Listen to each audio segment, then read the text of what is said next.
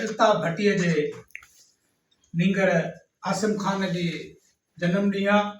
असां हुनखे मुबारक था ॾियूं, हुनजो केक बि कटियोसीं ऐं प्रोफेसर अल्ताफ़ समेत सभिनी मौजूदु दोस्तनि खे हुनजे जनम ॾिण जूं वाधायूं ॾियूं था ऐं इहा उमेद कयूं था त उहो इलेक्शन मोर्चे में बीठल आहे, उते बि फतेह थींदी ऐं असां परपुठ हुनजो जनम ॾिणु मल्हाए उन सां हिकिड़ो मोहबत जो इज़हार कयूं था। असां दोस्तनि जे ख़ुशियुनि में गॾु शरीक थी बीहूं था त इहा ख़ुशी, इहो गॾिजणु असांखे वॾियुनि वॾियुनि फतहनि ऐं वॾियुनि वॾियुनि मंज़िलनि ते वठी वेंदो ऐं इन ख़ुशीअ जे मौक़े ते भेटाईअ जे हिन सिटुनि सां असां दोस्त बशारत नाले जो गुज़ारिश कंदासीं त हू हिनखे असांजे दोस्त आसिम ख़ान खे गीत अर्पे। जॾहिं कर थियाम साञा सुपेरिनसी, जॾहिं कर थियाम साञा सुपेरिनसी, तॾहिं कर तेरे जेतिरो वेल न विसरियाम, अंदर रूह रहियाम सजण ओताकूं करे। भलाई आहिनि पिनी भलाई पंहिंजे, सबा जा सिर चढ़ियो डोरा पो न दीन, माली मदियूं थीन सजण सजाइन। अॼु तमामु भागवंत ॾींहुं आहे, तमामु भलो ॾींहुं आहे जो असांजे नौजवान साथी भाऊ आसिम जी जनम ॾींहुं आहे। भाऊ आसिम पंहिंजे किरदार में तमामु घणो मुतहरिक आहे ऐं हुनजो किरदार सिंधुअ जे पाणीअ जहिड़ो पाक आहे। अॼु आऊं खेसि पर पुठ लाइव शायदि ॾिसी रहियो हूंदो, मां खेसि जनम ॾींहं जो वाधायूं बि ॾियां थो, संदसि वाल साहब साईं प्रोफेसर अल्ताफ़ साहब खे बि वाधायूं ॾियां थो, संदसि मिटनि माइटनि खे दोस्तनि खे। ऐं न्याज़ हिमायूं जूं इहे सिटूं आऊं खेसि दुआ तौर पेश पियो कयां त शल उतां रही सिज जी नीराण जियां, सितारा करे सांत चांडाण जा, शल ॾिए साव मोते जी सुराण जा। ऐं आसिम पंहिंजो तारीफ़ पाण ई आहे ऐं उनजे लाइ आऊं भेटा तौर पेश पियो कयां हिकिड़ो अयूब खोसे जो गज़ल।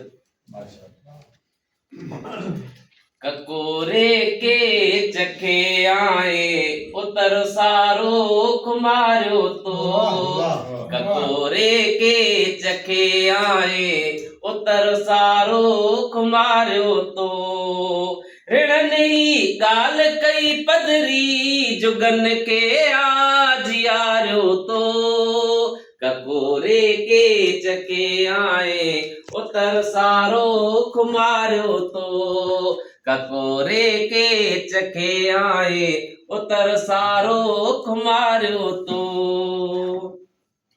समुंड ते रात चांडो की पगर जी राज़ती वेई, समुंड ते रात चांडो की पगर जी राज़ती वेई, निंड्रा की मुल्क जागाए हवा उनके करारियो तो, निंड्रा की मुल्क जागाए हवा उनके करारियो तो, ककोरे के चखे आए उतर के उतर सारो खुमारियो तो। नगर जा सब गगर घायल अमर चाती फुटाइन,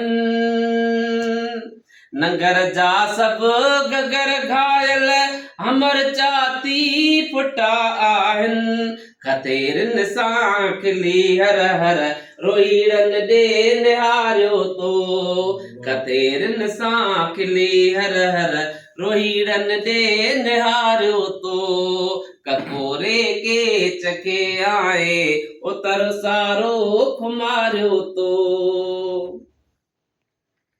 दिए जी लाट ऊंदह में दाहिर जे तिलक जड़िया, दिए जी लाट ऊंदह में दाहिर जे तिलक जड़िया, बुधाए काल काशे के ज़मानन के उजारियो तो, बुधाए काल काशे के ज़मानन के उजारियो तो, ककोरे के चखे आए उतर सारो खुमारियो तो।